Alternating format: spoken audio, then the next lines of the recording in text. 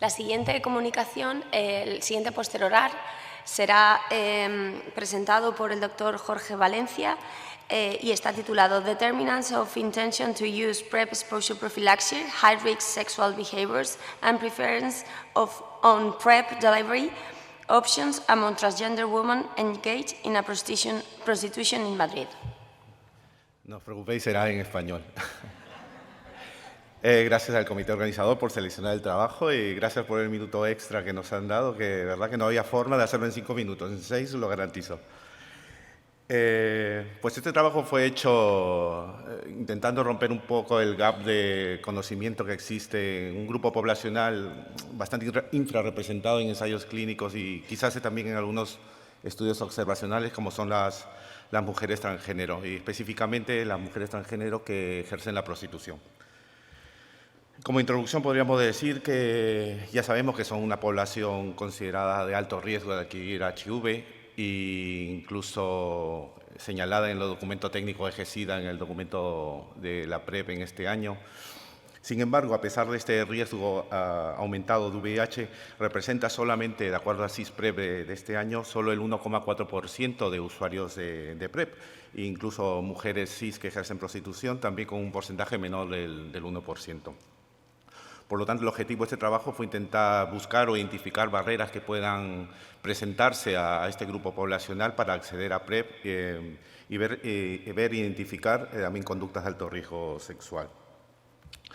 Para ello hicimos un estudio transversal y vimos muchos datos, recogimos muchos datos, muchas variables que puedan llevarnos a identificar los outcomes.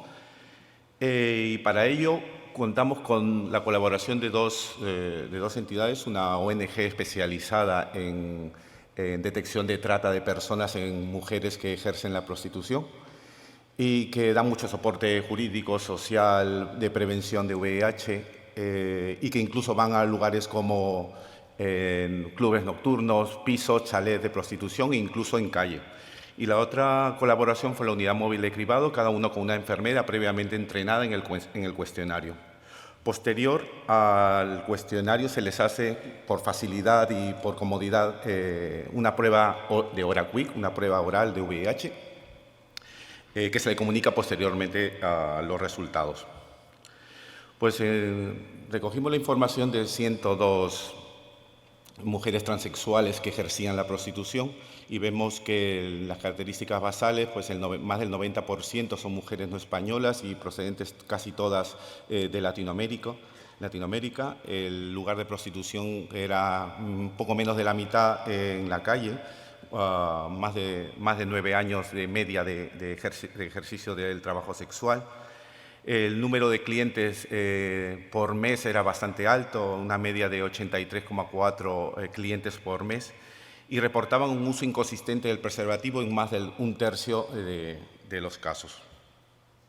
El consumo de drogas, como en otras cohortes, también es bastante prevalente y muy frecuentemente usado en el trabajo sexual, en 67 de ellas. Y un tercio aproximadamente de ellas pues, tenían un consumo incluso diario o casi diario, todo siempre en el ámbito sexual. El 41% conocían sobre la profilaxis post-exposición de VIH e incluso un cuarto de ellas habían tomado profilaxis post-exposición de VIH. Y aquí un dato interesante que no debe mezclarse con el dato del uso inconsistente del preservativo, que fue un tercio por ciento, sino que ellas referían en un 67% que los clientes les solicitaban no usar el preservativo en más del 75% de los casos. El resto fue entre el 50 y 75% de las veces les solicitaban no usarlo. Luego de la entrevista se les hizo la prueba de OraQuick y 6 de ellas tenían diagnóstico de VIH no conocido. En cuestiones relacionadas a la intención de usar PrEP, se encontró que el 74,5% de ellas estarían interesadas en lo que es actualmente la PrEP oral, lo que es tenofovir y tricitabina.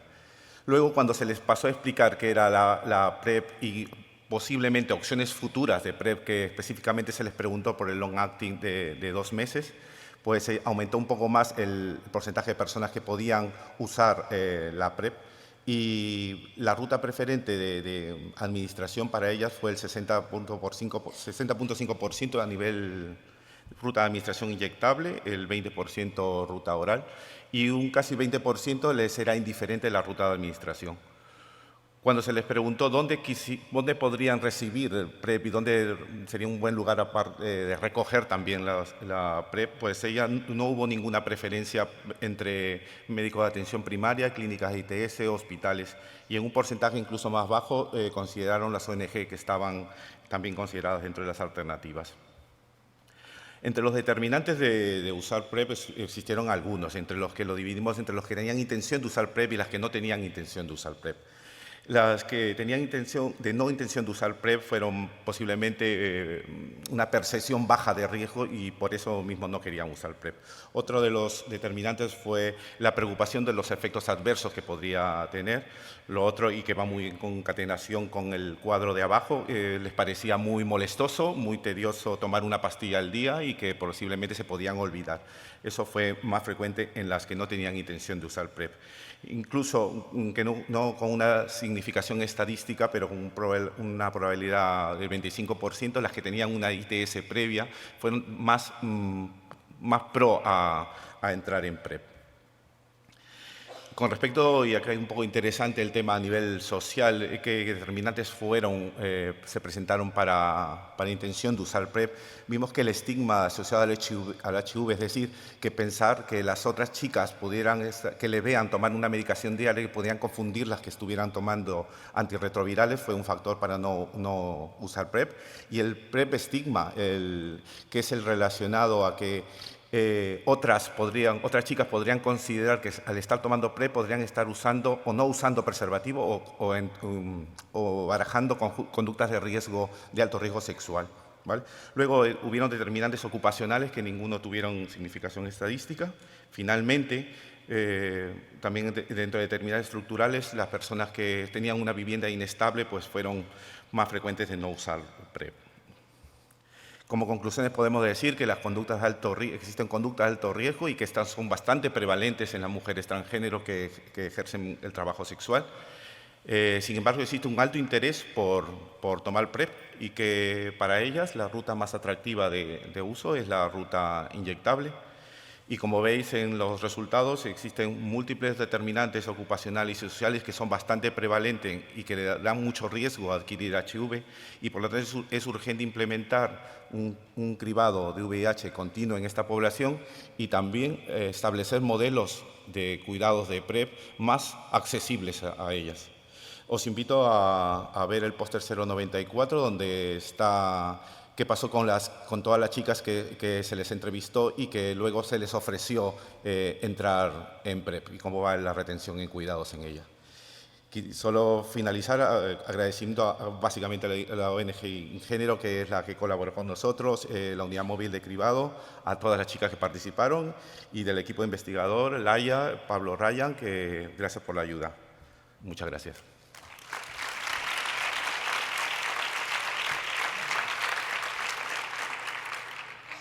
Muchas gracias, Jorge. No sé si hay alguna pregunta.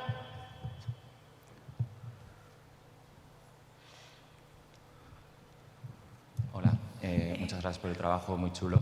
No sé si habéis preguntado, porque una de las indicaciones que dicen que hace que la PrEP sea más adherente en mujeres trans y en personas trans es darla en la misma consulta o en la misma visita que el tratamiento hormonal cuando hacen Gender Affirming Hormone Therapy. No sé si esto lo habéis visto, si eso podía ser un plus. Totalmente cierto. No lo preguntamos, pero en todas las cortes, incluso en personas que viven con VIH, mujeres transgéneros que viven con el VIH, que en la misma consulta, aparte del tratamiento retroviral, hay una consulta paralela en el mismo hospital, una consulta de terapias hormonales afirmativas del sexo, eso ayuda mucho más a la adherencia y no estaría de más, y seguramente pasaría lo mismo para la PrEP. Sí, gracias por la pregunta. Bueno, también felicitaros, Jorge, por la labor que hacéis con la ONG Ingénero. Y, bueno, una pregunta. Comentabas un 21% de las chicas trans habían tenido una infección de transmisión sexual, ¿no?, previamente. ¿Qué infecciones habéis diagnosticado? Sí, fue bastante variado.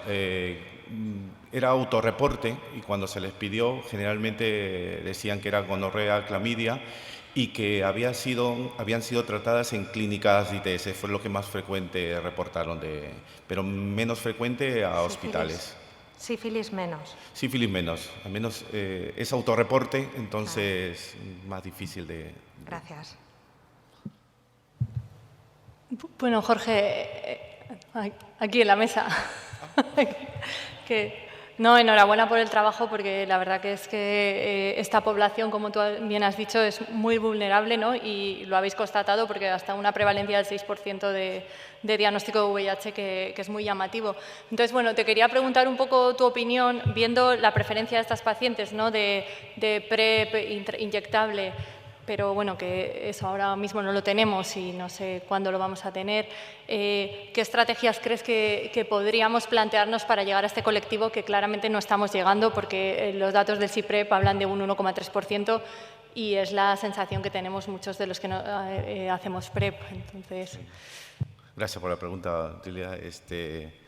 Yo creo que hay dos cosas principales. Primero es que el modelo actual de PrEP, como está establecido, les queda bastante alto como una barrera para ellas para acceder. Luego verás que en el póster de todas las que se le invitó que estaban interesadas en PrEP, solo el 28% accedió a la consulta de PrEP, a pesar de haberles hecho un circuito especial sin cita, en contacto con la ONG, para que directamente lleguen hacia ellas. Pero el tema de cita para analíticas, resultados, recoger el PrEP es una barrera para ellas. Yo creo que, el modelo debería cambiar a ser más accesible a esta población, con turnos más amplios, autotoma de muestras, algo basado a nivel comunitario, y yo creo que por ahí va a tirar las cosas. Quizá pasaría por poder llegar nosotros a donde están ellas, no más que tuvieran que venir ellas. Sí. Y yo creo que algo fundamental, y creo que Lucio lo viene haciendo también, el trabajar con las ONG es algo fantástico porque te permite acercarte a ellos o a ellas y tienes mucho mejores resultados que trabajando tú individualmente esperando que lleguen ese setting. Bueno, pues si no hay más preguntas... Yo quería saber, porque no sé si lo dijiste o no, si todas estas mujeres trans eran mujeres que ya estaban en situación regular o estaban en situación irregular. Y de estar en situación irregular, ¿cuál era el mecanismo que utilizabais para acercarla al sistema? Porque muchas de nosotros llegan a nuestra entidad solamente porque ofrecemos la prueba del VIH anónima, confidencial y gratuita. Entonces, al no pedir ningún tipo de documentación, es mucho más fácil pues, hacer el acercamiento. Gracias. Sí, gracias por la pregunta. Estaba ahí en un cuadro, pero el 50 y pico % solo tenían acceso al sistema sanitario, el resto no. Y era lo que hablábamos también ayer en la mesa de PrEP y que mencionó Lucio de la dificultad que existe en personas inmigrantes cuando tienen documentación para acceder a tanto tratamientos de VIH como de PrEP. Se me acaba de olvidar la última parte que me acaba de decir, si me la repites. Perfecto.